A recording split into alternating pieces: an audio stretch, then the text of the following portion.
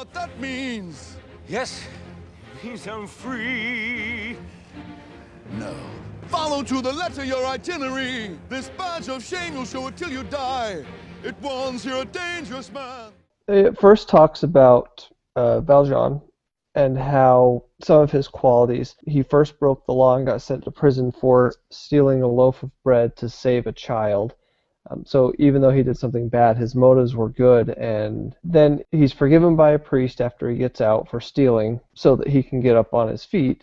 And then he spends his whole life kind of trying to serve other people, do the right thing, be forgiving of others, and be as Christ-like as he can in trying to get forgiveness for these horrible things that he's done. He just has it in his mind that these things are horrible and spends his whole life trying to fix it and live up to this ideal that the priest was and that the priest said that he should be. And then on the other hand, we have Javert, who is all about the rule of law. This is the law. Doesn't matter what your circumstances are. Doesn't matter why you broke the law. You broke the law. You have to pay the penalty for that. And then the article goes on to talk about how ironic this is, that in America we love Valjean. We love people who come from hard times, who do good things, who serve people, and things like that, but our justice system is set up like Javert. We have a lot of inflexible laws. For one example might be a possession law. If you get caught with a certain amount of drugs on you, there's a mandatory sentence for this. Going back to the examples that you were talking about, the EPA, there are so many laws out there beyond just the mandatory minimum sentencing and all of that stuff that we blindly accept, or we have to accept.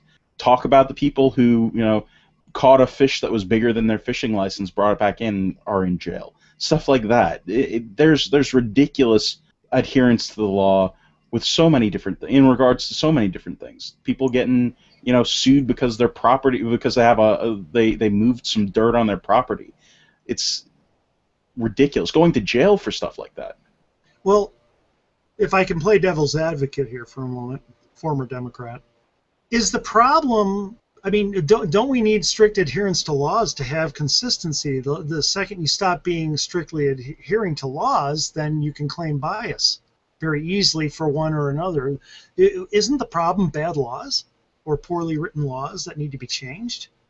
Okay, I agree. I think there's way too many laws, and many of them are poorly written. We need to follow laws, but we need a lot less, and we need laws that make sense. That I don't remember which founder said it, but our system of government is set up for a moral people, and it's inadequate for any other.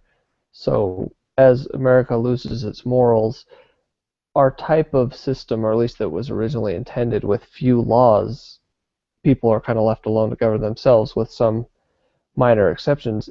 It doesn't work once we lose our morals, and we've really done that to a large part, which is why we've had to have all these laws creep in.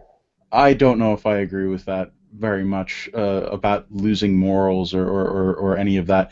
I think that the reason why we have more laws and bad laws is because it's profitable.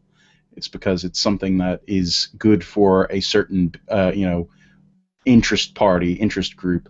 That's why we have them. To me, at least, that is a major reason. I don't think it's because there's been a moral shift or something like that. But it's, to me, I get where Andy's coming from regarding the strict adherence to good laws that are actually well thought out and work.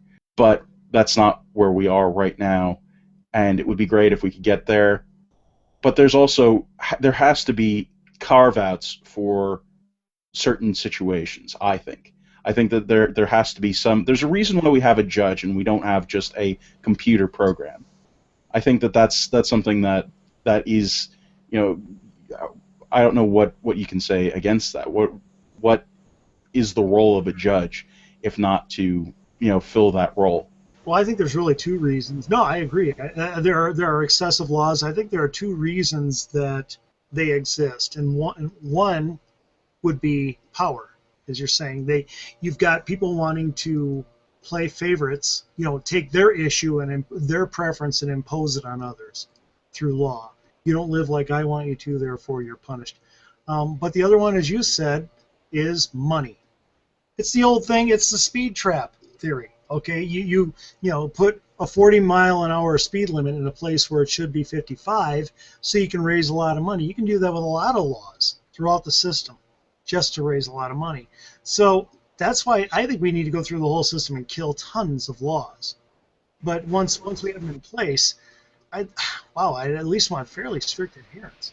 Because of a lot of things, including this article, I went back and watched the panel from 2014 that Right on Crime did. It had Governor Perry, it had Grover Norquist, some other people, and it was talking about criminal justice reform and how Texas had closed a prison and had been focusing more on, Texas could not be accused of being soft on crime in any way, but listening to them talk about the reforms, about providing better programs in the criminal justice system, giving one of Perry's lines was not locking away people just because we're mad at them, but because they're bad people and that we're afraid of them and they need to be locked up, and finding other solutions for the others.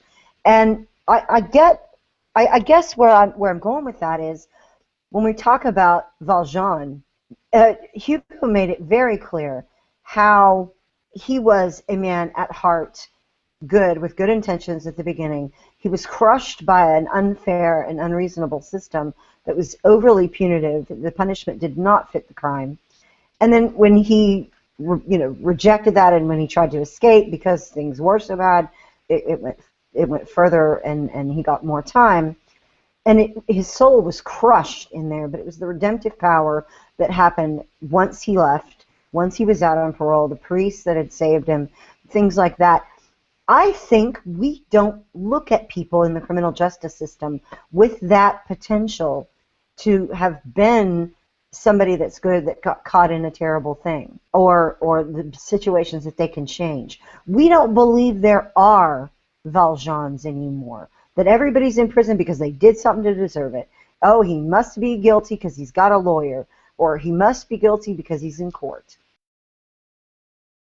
Being able to divide the coalition among the left and drive wedges between them is, what if we were to be able to say to people that poverty was something conservatives really recognized and fought hard to eliminate? We'd be happy to deal with amnesty as an issue and finding work for people who come here disadvantaged and whatever, after we have dealt with the severe problem of people in our inner cities who are suffering from serious poverty.